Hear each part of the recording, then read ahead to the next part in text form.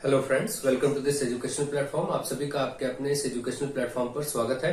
आज के इस वीडियो लेक्चर के माध्यम से हम लोग डीएलएड फोर्थ सेमेस्टर का एक चैप्टर सीखेंगे जो कि होगा अवर्गीकृत आंकड़ों की माध्यिका और बहुलक ज्ञात करना। देखिए, अवर्गीकृत आंकड़े इसका मतलब ये होता है कि जो आंकड़े वर्ग में ना दिए हो, जैसे आंकड़े होते हैं 5 से 10, 10 से 15, 15 से 20, इस तरीके से नहीं होते कि 10 से 20, 20 से 30, इस तरीके से जो आंकड़े दिए होते हैं ये आंकड़े वर्गीकृत होते हैं, वर्ग में विभाजित होते हैं। आपको अवर्गीकृत आंकड़ों के लिए सीखना है। तो अवर्गीकृत आंकड़ों के लिए जब आप सीखेंगे तो वो क्वेश्चंस भी आपके सामने लिखे गए हैं, आप इनको ट्राई कर सकते हैं तब तक, और इनके बेसिक्स को भी हम लोग समझेंगे। तो सबसे महत्वपूर्ण चीज सबसे पहले माध्यिका है। आपको माध्यिका सीखना है कि माध्यिका जिसको मीडियन कहते हैं ये कैसे ज्ञात करेंगे। आपको पहले माध्यिका पर फोकस करना है और इनके बेसिक्स को सीखना है, ठीक है। तो चलिए देखते हैं माध्यिका में आपके पास तरीका क्या होता है। देखिए, माध्यिका ज्ञात करने का तरीका ये होता है, आपको कुछ आंकड़े दिए जाते हैं, आंकड़े यानी डेटा दिया जाता है। जैसे मान लीजिए हमने आंकड़े आपको दे दिए इस तरीके से 2, 7, 1, 5, 8, और आपसे कहा गया कि इन आंकड़ों की माध्यिका ज्ञात करें। तो इसका तरीका ये होता है, देखिए आप गिनेंगे कि आंकड़े कितने हैं, 1, 2, 3, 4, 5, तो इनको हम n बराबर लिख लेंगे, n बराबर 5। ये आंकड़े कितने, 5, तो हमने मान लिया कि n बराबर 5 ये आंकड़े हैं।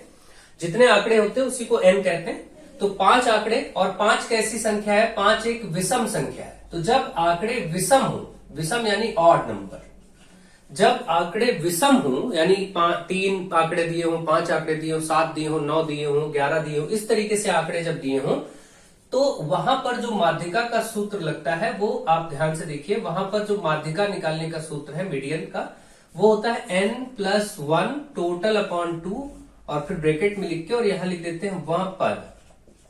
अब देखिए इसका मीनिंग क्या है। इसका मतलब ये है, जैसे ये आंकड़े आपके पास 5 थे, ये तो सूत्र हुआ। अब इसको करने की विधि क्या होती है, इसको माध्यिका निकालते कैसे। तो माध्यिका निकालने से पहले जो भी आंकड़े आपको दिए जाते हैं, इन आंकड़ों को या तो आरोही क्रम में या फिर अवरोही क्रम में अरेंज करते हैं, यानी कि असेंडिंग ऑर्डर या डिसेंडिंग ऑर्डर में पहले इनको लिखेंगे तभी माध्यिका निकाल सकते हैं। तो हम लोग इनका कोई एक क्रम लिख लेते हैं। तो चलिए हम लोग आरोही लिख लेते हैं। आरोही क्रम का मतलब असेंडिंग ऑर्डर यानी बढ़ता हुआ क्रम, पहले सबसे छोटी संख्या, फिर उससे बड़ी, फिर उससे बड़ी। तो इस क्रम में सबसे छोटी संख्या 1 दिख रही है, फिर 2 है, फिर 5 है, फिर 7 है, फिर 8 है। तो देखिए हमने ये इन आंकड़ों को ही आरोही क्रम में लिख लिया। आप चाहे तो आरोही में लिखें या फिर अवरोही में लिखें। अवरोही मतलब घटता हुआ क्रम, तो उसमें 8, 7, 5, 2, 1 ऐसे हो जाता। आपको ये बात ध्यान रखनी, माध्यिका निकालने में सबसे महत्वपूर्ण पॉइंट यही है, फॉर्मूले के साथ साथ, कि जो आंकड़े हों वो या तो आरोही क्रम में लिखे गए हो या अवरोही क्रम में लिखे गए हो, इसको ध्यान रखना है, ठीक। तो हमने इन आंकड़ों का आरोही क्रम लिख लिया। अब इस सूत्र का प्रयोग करेंगे माध्यिका ज्ञात करने के लिए। तो n की वैल्यू है 1, 2, 3, 4, 5, यानी 5 आंकड़े हैं तो n की जगह 5 रख देंगे। 5 + 1 और टोटल बटे 2, और इसके बाहर जैसा कि लिखा है वहां पद, इसको ऐसे लिख देंगे। तो इसका मतलब क्या हुआ, अब आप देखें 5 1 6 यानी 6/2 हो जाएगा, और बाहर वहां पद लिखा है तो इसको ऐसे लिख दीजिए। 2 एकम 2 6 कट करके सब 3वां पद, 3वां पद का मतलब तीसरा पद। तो तीसरा पद अब आप इसमें देख लीजिए जाकर के, जो आपने आरोही क्रम लिखा था उसमें 1 2 3 तीसरे नंबर पर 5 लिखा गया है।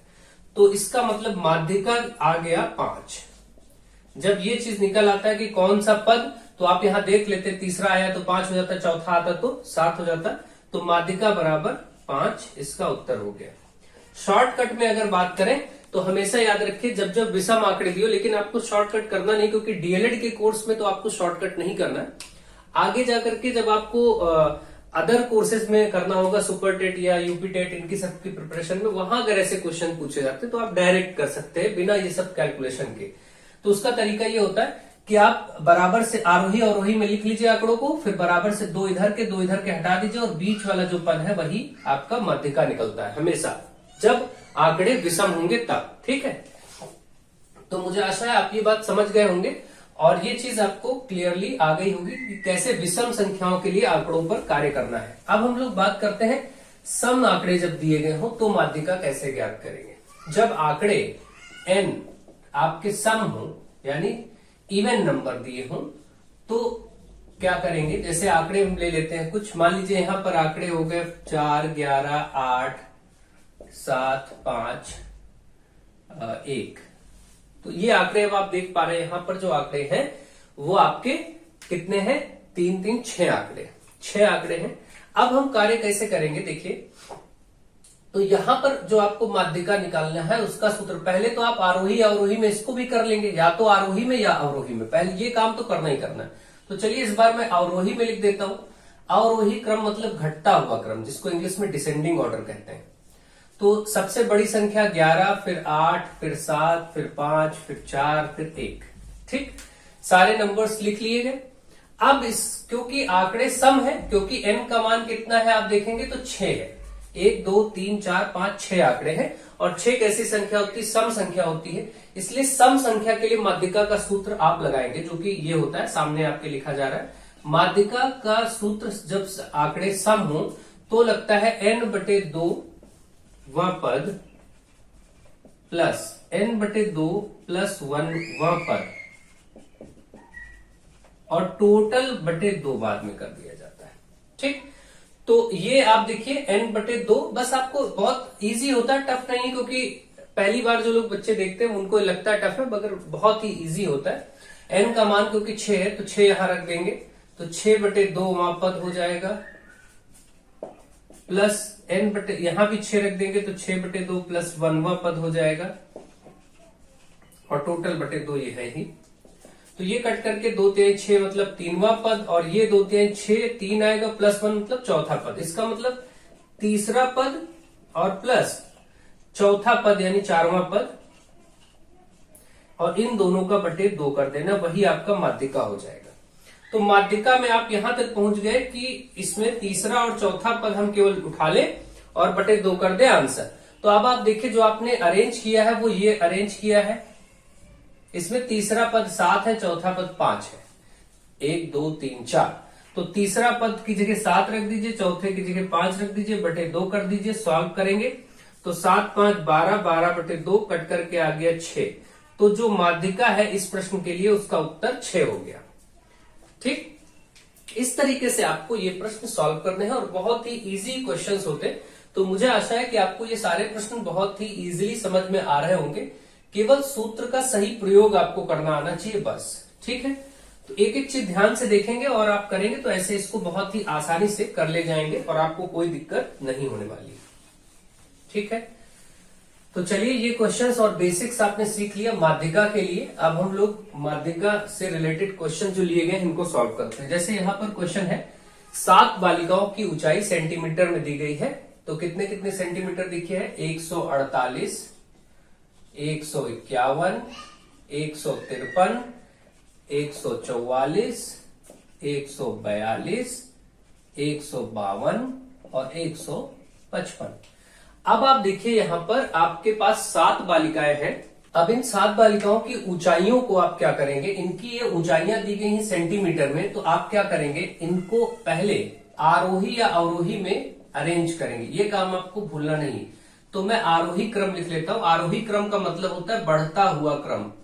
बढ़ता हुआ का मतलब सबसे पहले सबसे छोटा, फिर उससे बड़ा, ये बातें याद रखें।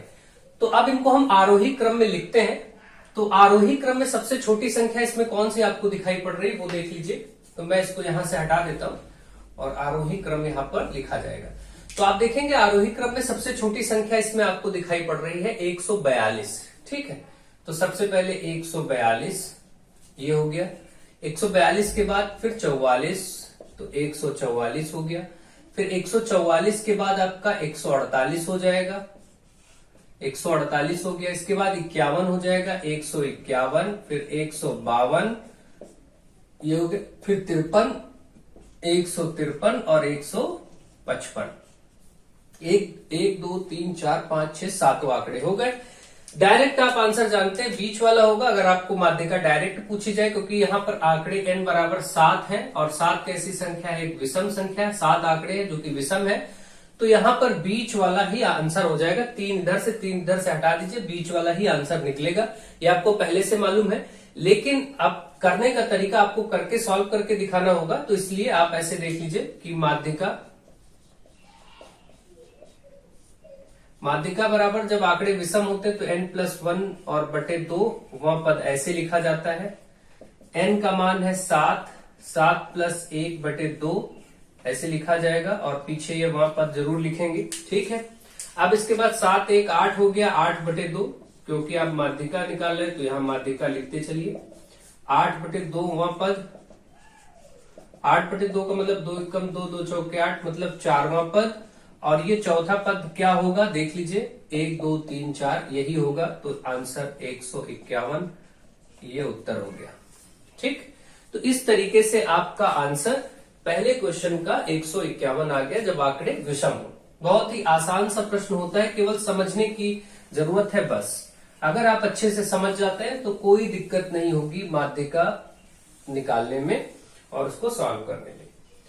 नेक्स्ट क्वेश्चन नंबर 2 आप देखिए। क्वेश्चन नंबर 2, विद्यालय की बास्केटबॉल टीम द्वारा 10 मैचों में प्राप्त अंक जो कि आरोही क्रम में लिखे गए, यानी कि पहले से इनको आरोही क्रम में लिख दिया गया और इसमें कोई संख्या अननोन है यानी अज्ञात है, जैसे x लिख दिया गया।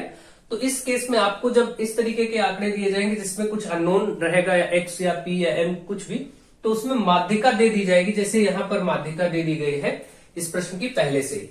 तो क्योंकि मैच कितने हैं, 10 मैच है और 10 मैचों में ये अंक है तो अंक भी ये 10 है।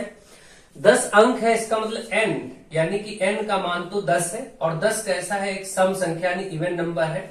तो हम सम संख्या वाला माध्यिका का सूत्र पहले ही लगा देते हैं और यहीं से डायरेक्ट स्टार्ट करते हैं, क्योंकि ये अरेंज है पहले से ही। इन्होंने कहा है कि ये आरोही क्रम में पहले से ही अरेंज है, जो कि आरोही क्रम में लिखे गए। तो पहले से ही आरोही क्रम है तो आपको कुछ सोचना नहीं है। ये जितने भी आंकड़े आपके सामने नजर आ रहे हैं ये आंकड़े पहले से ही आरोही क्रम में लिखे ही हैं, आपको अब लिखना नहीं है। केवल अब आप सूत्र लगाइए डायरेक्ट और मान रखिए। तो ये हो जाएगा n/2 वापस, क्योंकि ये सम है तो सम वाला सूत्र लगाएंगे। फिर यहाँ पर n/2 + 1 और वह पद और फिर टोटल/2, ये होता है सूत्र। अब देखिए माध्यिका दे रखी है पहले से 11.5, तो इस तरफ माध्यिका की जगह 11.5 रख देंगे। जिधर माध्यिका है वहां माध्यिका का मान रखेंगे, फिर बराबर है सूत्र में तो बराबर लगाएंगे। आंकड़े 10 है तो जहां जहां n है वहां वहां 10 रख देंगे बस, और सब ऐसे ही लिखते चलिए। तो यहां भी आप रख देंगे देखिए 10/2 और साइड में +1 ऐसे लिखा जाएगा, वह पद और टोटल/2। अब देखिए ये जो /2 है ये इसके साथ आएगा तो गुणे में हो जाएगा। भाई जो चीज बटे में होती इधर आएगा तो गुणे में हो जाएगा। तो 11.5 के साथ गुणे 2, तो 11 दूना 22 और 0.5 है, 11.5 का डबल करेंगे तो 23 आ जाएगा। ये चीज गुणा होकर 23 आ जाएगा। आप इसके प्लेस पर 23 लिख सकते हैं। ठीक भाई, ये 2 आगे इधर गुणा हो जाएगा तो 23 हो जाएगा। और इस तरफ क्या है, 2 एकम 2, 2 पंचे 10, मतलब इधर आया 5वां पद और प्लस ये कट के 5 और +1 6वां पद। आप ये चीज याद रखिए, सम वाले केस में जो चीज यहाँ आएगी उसका अगला ही पद आएगा। अगर यहाँ 4 आया तो यहाँ 5 आएगा, यहाँ 3 आया तो यहाँ 4 आएगा, ये फिक्स है। ये 2 अच्छा 2 हट गया है तो अब 2 मत लिखिएगा, क्योंकि ये 2 हम लोग इस तरफ ट्रांसफर कर चुके हैं। ठीक, तो 23 बराबर, क्योंकि हमने 2 यहां भेज दिया है इधर गुणे में, इधर बटे में था, इसलिए आप इसमें नहीं लिखेंगे। 5वां पद आप देखिए तो यहां से 5वां पद देखिए ये है और 6वां पद ये है, यही दोनों आपको उठाने हैं। तो 5वें की जगह x और 6वें की जगह x + 1 लिख देंगे। तो 23 में ये पहले 1 तो इधर आ जाएगा, क्योंकि 23 + 1 है तो इधर -1 हो जाएगा और ये x और x मिलकर के 2x हो जाएंगे। भाई 2x हो गई। 23 में 1 घटेगा, ये 22 आ जाएगा, 2x इधर है। अब 2x निकालने के लिए 2 को इधर लाना पड़ेगा, तो 22 के नीचे /2 हो जाएगा बराबर x, 2 एकम 2, ये 11। इसका मतलब x का मान 11 आ गया। यही आपसे पूछा था, x का मान क्या होगा, 11 आंसर हो गया। अगर x 11 है तो अगर ये पूछा जाता है कि दोनों अज्ञात पद ज्ञात करिए, तो ये तो 11 हो गया और ये 11 + 1 मिलकर के 12 हो गया। ऐसा अगर पूछा जाता तो पद हम 11 और 12 निकाल लेते और x का मान तो हमने 11 प्राप्त कर ही लिया। तो इस प्रकार से आपको ऐसे प्रश्न भी दिए जा सकते हैं जिसमें कुछ अननोन हो, अज्ञात राशि हो, और उनको आप प्राप्त कर सकते हैं या ज्ञात कर सकते हैं। नेक्स्ट क्वेश्चन नंबर 3, निम्न सारणी से माध्यिका ज्ञात करें। अब माध्यिका का एक स्टेप आगे हो जाएगा। अब इस बार जो हम माध्यिका ज्ञात करेंगे उसमें आपको एक सारणी दी जाएगी पद और बारंबारता के साथ। ठीक है, तो इसमें आपको क्या करना है, अपनी ही तरफ से एक सारणी और बनानी है। सारणी वाले जब प्रश्न आएंगे तो आप देखिए ऐसे करेंगे, ध्यान रखिए। यहां पर आपका, यहां पर 2 कॉलम है, आप 3 कॉलम करेंगे और इसमें लिखेंगे इस जगह पद, और यहां तो बारंबारता, जो 2 चीजें दी गई हैं वो इसमें लिखेंगे और तीसरी चीज अलग से आएगी जिसका नाम है संचयी बारंबारता, वो आप इस वाले थर्ड बॉक्स में लिखेंगे। अब देखिए ये आपका पद बारंबारता तो दे रखा होता है, जैसे इन्होंने दिया 3, 4, 6, 8 और 10 बारंबारता दे रखी है। देखिए इस पहले प्रश्न के यहाँ 2 प्रश्न लिए गए हैं, एक ये और एक ये। तो पहले हम फर्स्ट वाला क्वेश्चन करेंगे 3, 4, 6, 8, 10 और इसके बाद है इसकी जो बारंबारता है वो सामने लिख लेंगे 3, 6, 5। तो इसकी बारंबारता 3, 6, 5, 6 और 4। ठीक, ये लिख लिया। अब संचयी बारंबारता क्या होती है, जो बारंबारता दी गई होती है इसी को जोड़ के आगे लिखते जाते हैं। पहले 3 ऐसे लिख लेंगे और फिर 3 में ये जोड़ेंगे तो 3, 6, 9 हो जाएगा। अब 9 आ चुका है, 9 में ये वाला जोड़ेंगे तो 9, 5, 14 हो जाएगा। 14 यहाँ आ चुका है, इसमें 6 जोड़ेंगे तो 20 हो जाएगा। 20 आ चुका है, इसमें 4 जोड़ेंगे तो 24। आप समझ पा रहे होंगे। पहले इसको लिखेंगे 3 सामने, फिर इसमें ये जोड़ेंगे। 9 हो गया, 9 में आगे अब ये 5 जोड़ देंगे, 9, 5, 14 हो गया। 14 में आगे अगला 6 जोड़ देंगे, 20 हो गया। 20 यहाँ हो गया, इसमें अगला पद 4 जोड़ देंगे, 24। इस तरीके से संचयी बारंबारता लिखी जाती है। और ये जो आखिरी में पद आता है ये इन्हीं के योगफल के बराबर होना चाहिए। यानी यहाँ जो बारंबारता आप देख रहे हैं, अगर इसको आप जोड़े तो 3, 6, 9, 5, 14, 6, 20, 4, 24 है ना। 24 ये भी हो रहा है जोड़ने पर, और लास्ट में यहाँ भी आपको 24 देखने को मिलेगा। तो आपने सही बारंबारता, संचयी बारंबारता सही से लिखा है, इसका मतलब आप ध्यान रखिएगा। तो इस प्रकार से आपके पास ये चीजें आ गई, और यही आपका n होता है जो बारंबारता का योग होता है। बारंबारता को जोड़ने पर 24 हो रहा है, तो इसी को n मानते हैं। ठीक, यहां पर ऐसे केसेस में टेबल वाले, सारणी वाले प्रश्नों में n होगा जो बारंबारता का योगफल होगा। तो इसको जोड़ दिया गया देखिए, और यहां से n मिल गया। तो अब आप क्या करेंगे, अब आपका काम ये होता है कि यहाँ पर n 24 है, और 24 कैसी संख्या है, 24 एक सम संख्या है। तो इसमें आपको पता है कि सम वाले केस में जो माध्यिका होता था, माध्यिका का जो सूत्र हम लिखते थे वो n/2 वां पद, वही सूत्र आप यहां लिख दीजिए, प्लस n/2 प्लस 1 वां पद, और टोटल बटे 2, यही लिखते थे। तो ये सूत्र हम लिखेंगे। और अब हम क्या करेंगे, n का मान 24 है तो यहां 24 रख देंगे, 24/2 वां पद, प्लस यहां भी वही हो जाएगा 24/2, और साइड में +1 होता है। यहां पर जैसे सूत्र है वैसे ही आपको लिखना है मान बस, और बटे 2। अब आप देखिए ये कट के 12वां पद आ जाएगा, 12वां पद, प्लस ये कट के 12 और 1, भाई 2 से 12 दूना 24, 12 1 13, तो यहां 13वां पद आएगा, और टोटल बटे 2। अब आप देखिए 12वां और 13वां पद कहां कैसे ढूंढे, ये इसके लिए ही ये संचयी बारंबारता लिखा जाता है। जो आपने साइड में काम किया संचयी बारंबारता, तो देखिए इसमें 3 के अंतर्गत ना तो 12 आएगा ना 13 आएगा। ये जो 12वां 13वां है ये किस संख्या में इसमें आएगा, देखिए 9 में भी नहीं आएगा क्योंकि 9 छोटा है, लेकिन 14 में आ जाएगा। 14 के अंतर्गत 12 भी आता है, 13 भी आता है। इसका मतलब 14 संचयी बारंबारता वाली लाइन को ऐसे आगे बढ़ाइए, यहां पर देखिए ये वाला ऐसे कर लीजिए, इसमें जो पद है इसको उठाना है। यानी कि संचयी बारंबारता में 12वां पद कहां मिलेगा, 14 वाले में। 13वां पद कहां मिलेगा, ये भी इसी 14 में मिल जाएगा। ठीक, 9 में मिलेगा नहीं क्योंकि 9 छोटा होता है 12 और 13 से।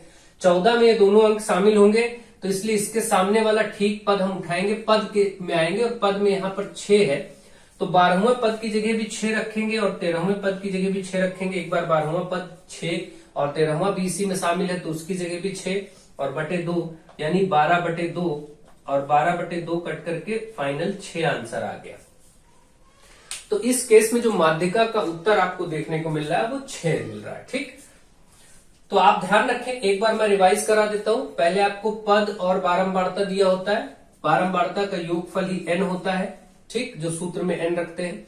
संचयी बारंबारता निकाल लेते हैं एक और कॉलम बना के। उसको कैसे निकालते हैं, पहले 3 को ऐसे लिख देंगे, उसमें अगला पद जोड़ेंगे 6 तो 9 हो जाएगा, 9 में फिर उससे अगला पद जोड़ेंगे 5 14 हो जाएगा, 14 में अगला पद जोड़ेंगे ये वाला 14 6 20 हो जाएगा, 20 में अगला पद जोड़ेंगे 24 हो जाएगा। तो ये संचयी बारंबारता इस तरीके से निकल आती है। संचयी बारंबारता को इंग्लिश में क्यूमुलेटिव फ्रीक्वेंसी कहते हैं और बारंबारता को फ्रीक्वेंसी कहते हैं। तो इस प्रकार से अब जब ये संचयी बारंबारता आ गया, संचयी बारंबारता आने के बाद अब हम देखते हैं कि आंकड़े हैं 24 जो कि सम संख्या है, इवन नंबर है। सम संख्या यानी इवन नंबर है, तो सम वाला सूत्र लगाएंगे। तो माध्यिका का सम वाला सूत्र ये होता है, आप जानते हैं बहुत अच्छे से। सम संख्या के लिए सूत्र माध्यिका का ये होता है। इसको लगा करके यहाँ n का मान रख देंगे जो कि था 24, तो 24/2 मतलब 12 हो जाएगा कट के। यहाँ 24/2 और प्लस 1 तो 12 1 13 हो जाएगा। 12वां पद 13वां पद, अब काम होता है कि ये 12वां पद 13वां पद कहाँ ढूंढे इसमें, तो 12वां पद और 13वां पद ढूंढने के लिए संचयी बारंबारता की मदद ली जाती है। संचयी बारंबारता में 3 12 और 13 दोनों से छोटा है, 9 12 और 13 दोनों से छोटा है, 14 दोनों में आ जाएगा, 12वां पद भी 14 में आ जाएगा, 13वां पद भी 14 में आ जाएगा। तो इसलिए अब 12वें पद के लिए 14 के ठीक सामने हम आएंगे, 14 के ठीक सामने वाला पद है 6, तो 12वें पद को भी 6 रख देंगे और 13वें पद को भी 6 रख देंगे क्योंकि ये दोनों 14वें पद में आते हैं। 6 + 6/2 करके आंसर आ गया कट करके 6। तो इस तरीके से प्रश्न किया जाता है। मुझे आशा है कि आपको ये बात समझ में आ गई होगी कि ये कैसे करना है और इनको क्या इसमें अप्रोच रखनी होती है। अगला प्रश्न एक और करेंगे, अभी आपको फिर से यही चीजें रिवाइज हो जाएंगी और आप अच्छे से माध्यिका समझ जाएंगे। नेक्स्ट क्वेश्चन इसका पार्ट 2, यहां भी माध्यिका ज्ञात करनी है, तो यहां भी मैं टेबल बना लेता हूं। टेबल में आप वही काम करेंगे, पद, बारंबारता और इधर संचयी बारंबारता, संचयी बारंबारता। पद है आपके पास 2 4 6 8 10 12 14। फिर इनकी बारंबारताएं लिखेंगे जो कि होगी 3 2 2 4 3 1 2। ठीक है, ये सभी पद और बारंबारता लिख लिए गए। संचयी बारंबारता में वही बारंबारता का पहला पद ऐसे लिख देंगे 3, फिर इसमें 2 जोड़ेंगे तो 5, 5 में अगला पद जोड़ेंगे तो 7, 7 में 4 11, 11 में 3 जोड़ेंगे 14, 14 में 1 जोड़ेंगे 15, 15 में 2 जोड़ेंगे 17। इस बार देखिए यहाँ पर जोड़ने पर 17 और इनको भी देखिए जोड़ने पर 17 होगा। 3 2 5 तो 7 4 11, 11 3 14, 1 15, 2 17। तो यहाँ पर n बराबर भी जोड़ने पर 17। n यही होता है जो आप देख रहे हैं, बारंबारता का योगफल ही n होता है। ठीक, तो n मिल गया। इस बार n बराबर 17 है और 17 एक विषम संख्या, तो माध्यिका में विषम वाला सूत्र लगाएंगे। तो माध्यिका में विषम का सूत्र लगाएंगे जो कि होता है n+1/2वां पद। बस केवल इस सूत्र से काम हो जाएगा। तो n का मान है 17, 17 + 1/2वां पद, तो 17 + 1 मतलब 18, 18/2वां पद।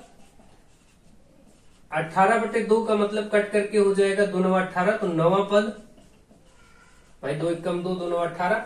9वां पद कहां ढूंढेंगे, तो इसके लिए फिर से संचयी बारंबारता की मदद ली जाएगी। 3 9 से छोटा है, 5वां यहाँ 9वां पद 5 में आएगा नहीं क्योंकि 5 भी छोटा है, 7 भी छोटा है, 11 छोटा नहीं है, तो 11 के आगे 11 वाले पद को ढूंढेंगे। 11 संचयी बारंबारता में 9 मिल जाता है। तो अब की बार इसके सामने का पद आप देखिए क्या है 11 वाले में, 11 के सामने पद में आप ढूंढेंगे तो पद ये रहा 8, तो इसी को उत्तर कर देंगे 8। इस प्रश्न को ऐसे आपको डील करना होता है। तो मुझे आशा है आपको माध्यिका पूरे तरीके से समझ आ गया होगा और आपको अवर्गीकृत आंकड़े ही दे पढ़ने हैं, इसलिए और आप व्यर्थ में आगे प्रयास ना करें। इन्हीं प्रश्नों पे हर बार आपके प्रश्न पूछे जाते हैं, इन्हीं पैटर्न पे, और आपको इन्हीं को अच्छे से प्रैक्टिस में लेना है। तो मुझे आशा है कि माध्यिका तो आपको विधिवत अच्छे से आ गया होगा कि कैसे करना है। अब हम लोग आपका एक और पार्ट है इसमें बहुलक, बहुलक भी देख लेते हैं, वो भी अवर्गीकृत आंकड़ों के लिए जिसको मोड कहते हैं। तो बहुलक का मतलब जैसे मान लीजिए बहुत सारी संख्याएं ऐसे दी जाती हैं और आपसे कहा जाए कि